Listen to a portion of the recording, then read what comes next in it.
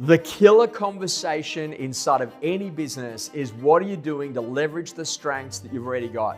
Now, it's easy to go and chase what you think your competitors are doing, and you find yourself all of a sudden spending a ton of time, energy, and money on socials and digital advertising and doing all of this sort of stuff with AI and automated call lists. And then you get these reports about the number of listings that you've lost, so you can just feel really good about your business or not. Or you can actually just understand that sitting inside of every business, there's incredible strengths that you've got to go and play with. Now imagine, for example, that I was about to set up in competition to you, directly opposite you in a brand new office tomorrow. Now what I know is that naturally you should smash me to smithereens because you've got a ton of relationships in past clients, landlords, archive landlords, past buyer sellers, people you've already met, people you already know, key relationships inside of that marketplace. But if you do nothing with those competitive advantages, then they're not going to be a competitive advantage at all. And this is what you've got to start thinking about, is that your skill is to make sure that you can go and play at your absolute best. And this might actually mean that, you know what, you've got to have a look at the data sets that are already sitting inside of a business and go and do something amazing with them. Now, if you want to think about it, every market appraisal that you've done in your entire career is now incorrect, because ultimately the market has shifted and you've got to get back on the phone and go and reappraise every single one of those listings. Then in addition to that, think about it, every single past client needs to be called for this month who's ever bought a property off you inside of your entire career.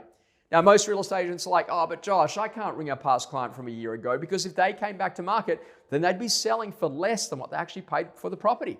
I can't ring anyone from like 2 years ago because I'm not salesy. And Josh, I'm not ringing anyone from 3 years ago because I was a bit weird during the COVID era. And I ain't ringing anyone from 5 years ago because they're not going to remember me and I feel guilty.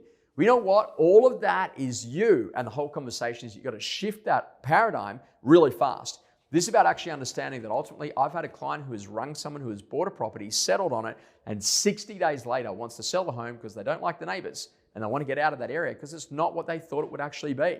And ultimately, I know that there are plenty of people that have bought a property and live in it for 25 years.